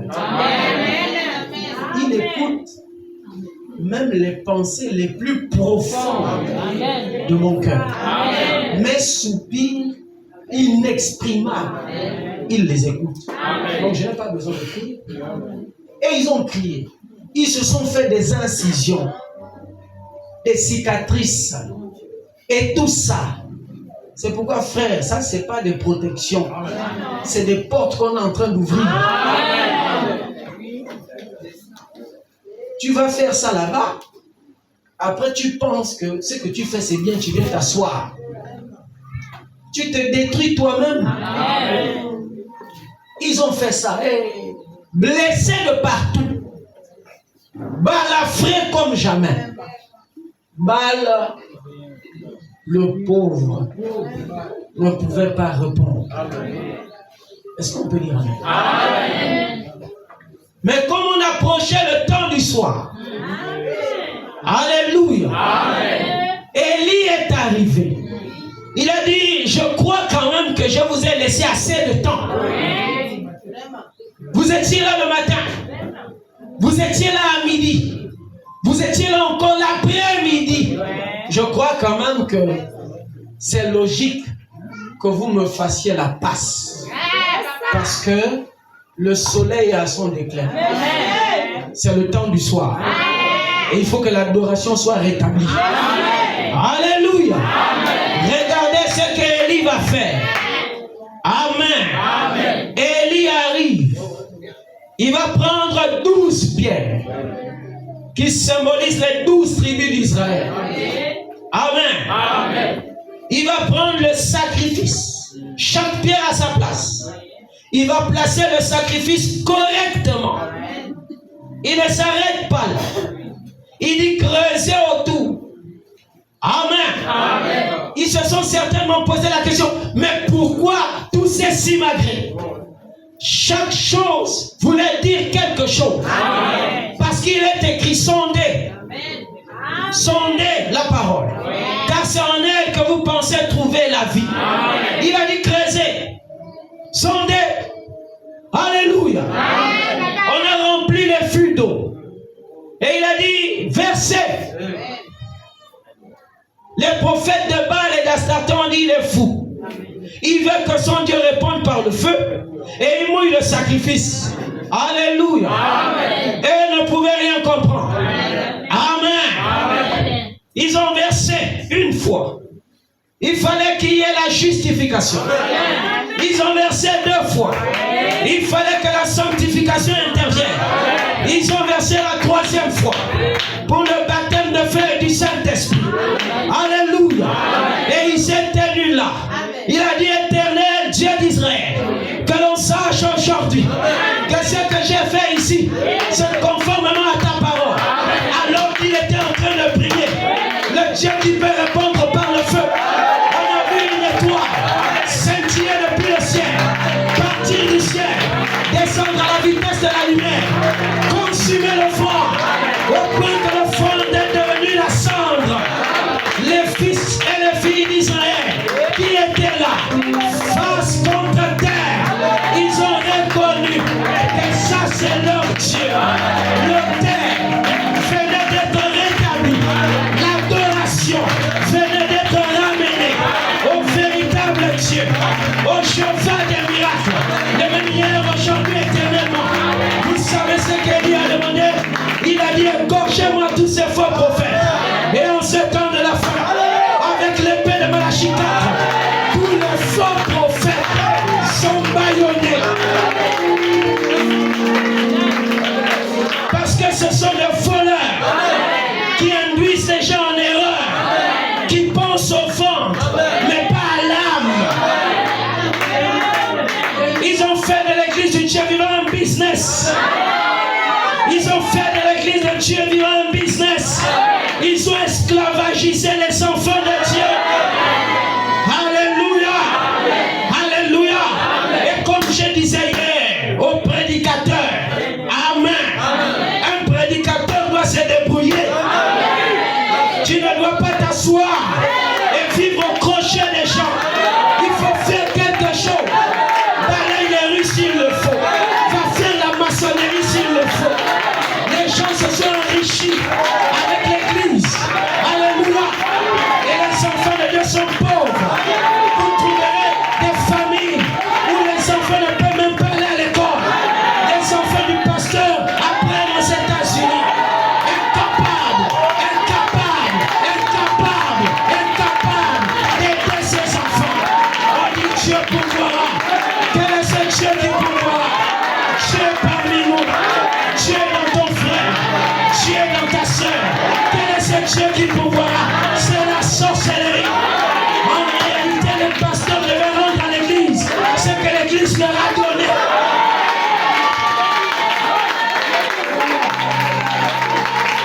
Et Malachie 4 est venu en ce temps d'histoire.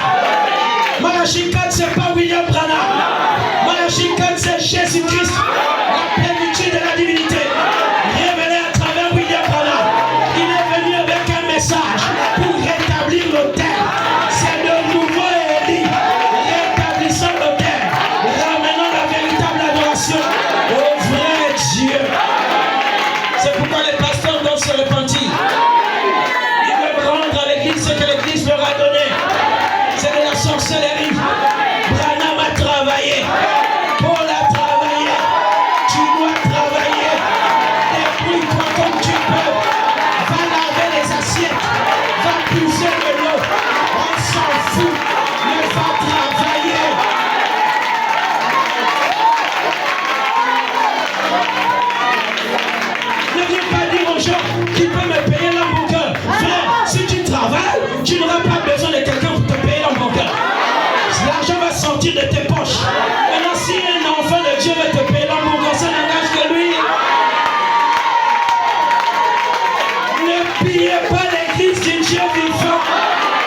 C'est pourquoi je leur ai dit, allez travailler.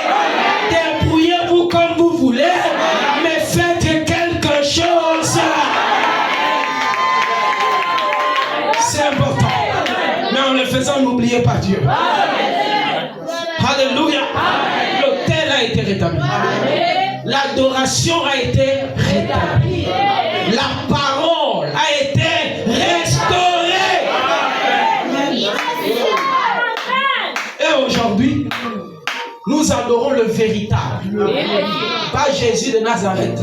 L'Esprit éternel. Dans le lieu qu'il a choisi.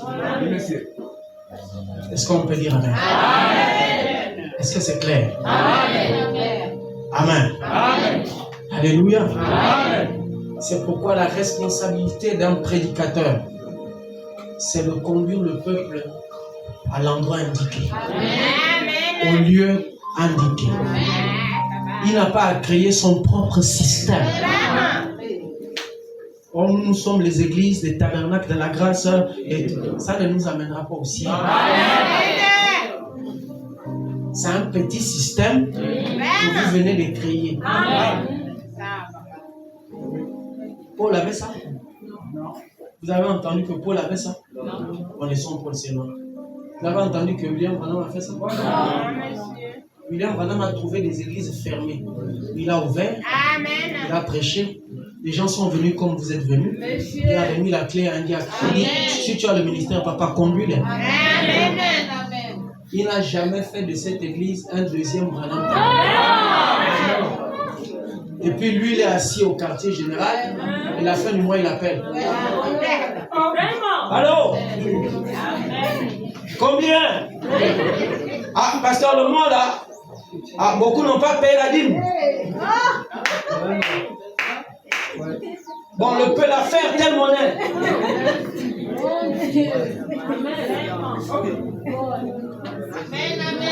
C'est à cause de ça que l'église est raillée.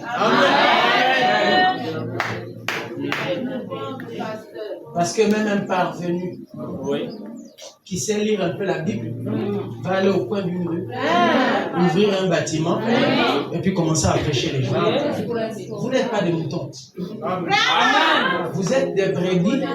Ça ne fait pas de vous des moutons. Naturellement parlant, vous n'êtes pas des moutons. Vous êtes des brebis à cause de la nature de la brebis. Vous n'êtes pas moutons au sens propre du terme. Vous êtes des fils et des filles. Ne vous laissez pas berner par des semeurs de troubles.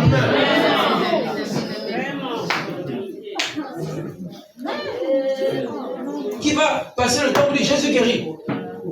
Que celui qui ne sait pas que Jésus guérit lève sa main. Si vous sortez là, si vous allez demander à celui qui est assis au bar, Jésus guérit, il dit moi c'est Jésus. Il y a un Dieu qui existe. Ça c'est une information que tu veux donner. Ça on sait ça. Que Jésus guérit, Jésus sauve, Jésus délivre. Tout ça on sait ça. Mais après ça il y a quoi?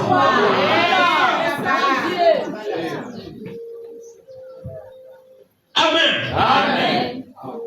C'est pourquoi quand on prêche sans la révélation, on est en train de perdre les gens. Amen. C'est pourquoi on est obligé d'introduire des traditions, des choses qui n'ont rien à voir avec la parole. Amen.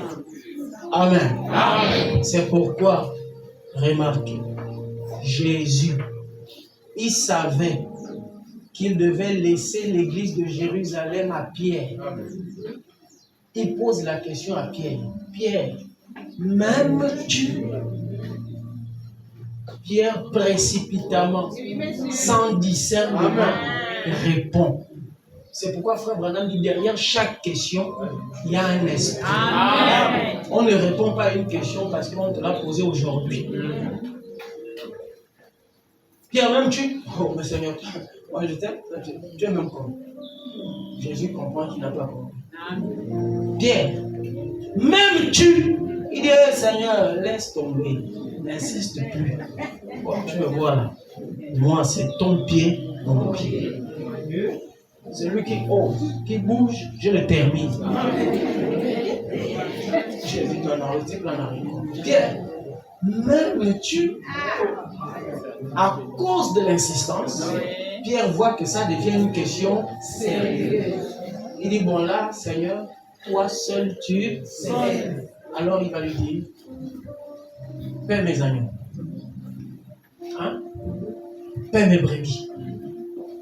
Amen. Amen. Donc dans l'église, on a des agneaux et on a des brebis. Amen.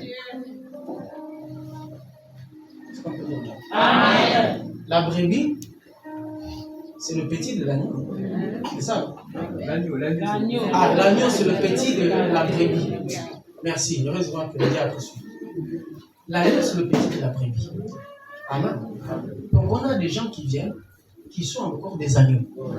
Et on doit les traiter comme des agneaux. Et on a aussi déjà des brebis, des gens qui ont atteint une certaine maturité. On ne doit plus les traiter comme des agneaux. Est-ce qu'on peut dire Amen? Amen. Mais il va dire à Pierre quelque chose de fondamental. Quand tu seras affermi, quand tu seras affermi, donc quand toi-même tu seras né de nouveau, il faut tout faire pour amener tes frères aussi à la nouvelle naissance. Maintenant, le problème, c'est que beaucoup de Pierre, avec les micros, eux-mêmes, ils ne sont pas nés de nouveau.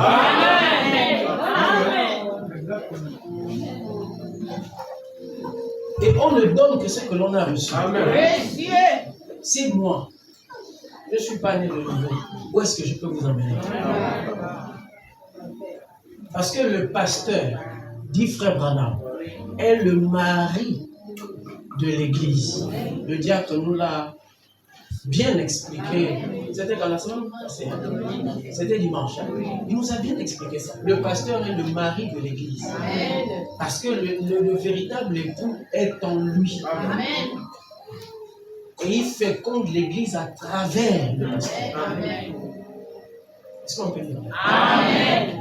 Maintenant, si le pasteur en question par lequel l'église doit être fécondée, lui-même n'est pas né de nouveau, il n'est pas encore né, vous allez naître. Non. Vous voyez que ça devient sérieux. Amen. Amen. C'est pourquoi Jésus a dit à Pierre, avant que tu ne fasses quoi que ce soit, toi-même, il faut d'abord être à faire. Amen. Amen. Et le Saint-Esprit est une réalité. Amen. Amen. Et quand quelqu'un est né de nouveau, il est né de nouveau.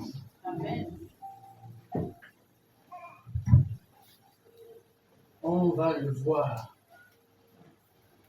par les fruits qui vont en découler de lui. Pas par ce qu'il dit. Parce qu'il peut dire une chose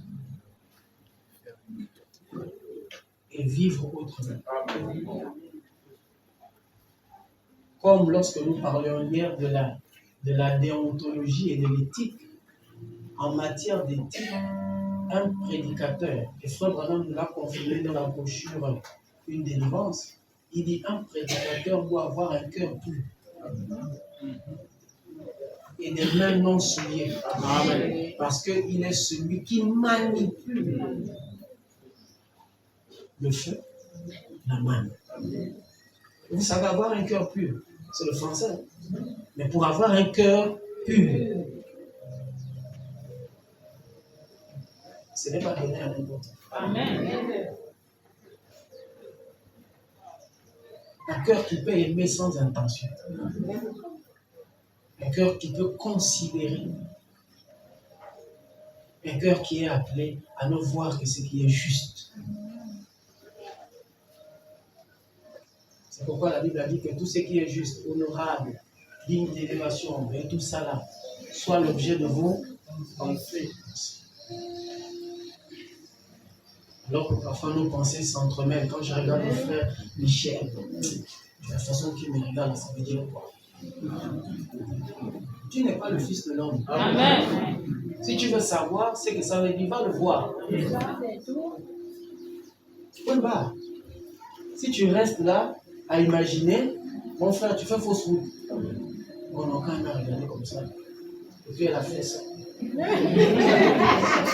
Ça veut dire qu'elle avait déjà parlé à Z. Et puis, c'est sûr que c'est Y qui a dit à A.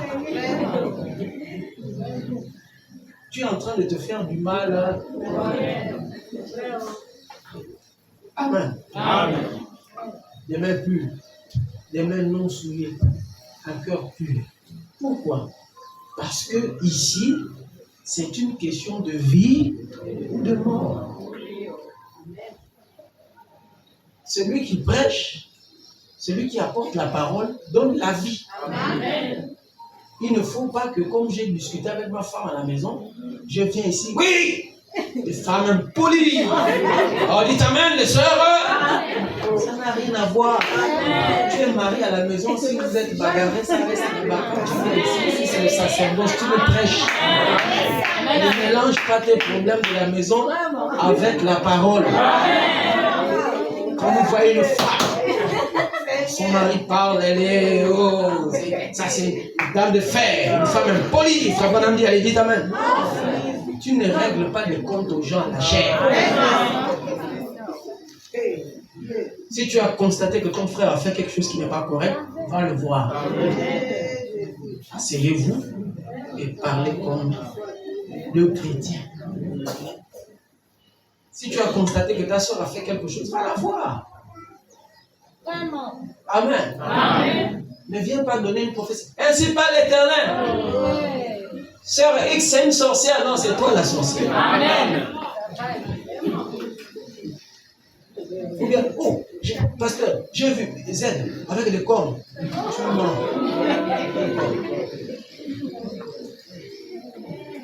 Amen. Amen. Hein? Il doit avoir un cœur pur, des mains non souillées.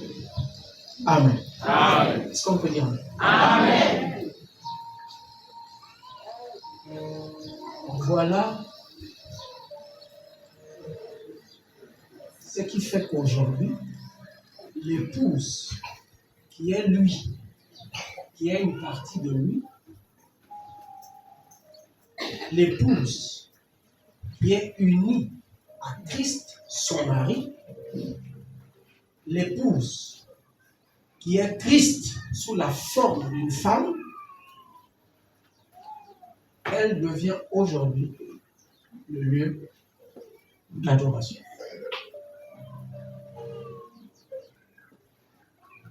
Quand vous chercherez la parole, quand vous chercherez à rentrer sous le sang, sachez que l'épouse détient le ainsi dit le Seigneur. Amen. Amen. Parce qu'un mari et sa femme sont censés être. Amen. Amen. Que quelqu'un prenne 1 Corinthiens chapitre 6, verset 19. On va terminer et on va partir. C'est pourquoi la Bible dit que nous sommes le temple. Nous sommes le temple. 1 Corinthiens chapitre 6, verset 19.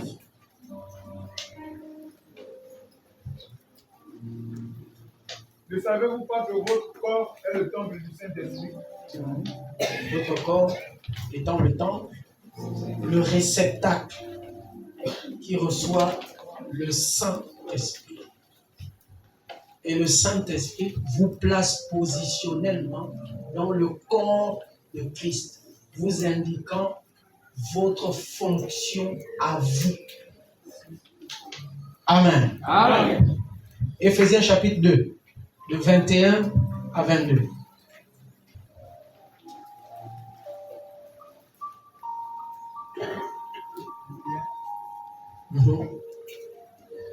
Le chapitre 2. Oui, 21. En lui, En lui. tout l'édifice. En lui, tout l'édifice. En lui. Tout l'édifice. Enlevez édifice, mettez bâtiment. Bien coordonné. Bien coordonné, c'est-à-dire chaque membre à sa place. S'élève. Comment? S'élève. S'élève. Pour être un temple saint dans le Seigneur. Pour être un temple quoi? Saint. Dans le Seigneur. C'est pourquoi il vient chercher une église qui est sans tache, ni rite, ni rien de semblable. Et cette église-là, c'est un temple saint. Et ce temple-là, c'est l'épouse. Qu'est-ce qu'on peut dire là? Amen. Même si toi, tu vas trouver des erreurs quelque part, lui, il ne voit pas. Amen. Parce que ce temple s'élève à travers le sang de Jésus-Christ qui est le message de l'œuvre. Amen. Amen. Que le Seigneur nous bénisse richement. Amen.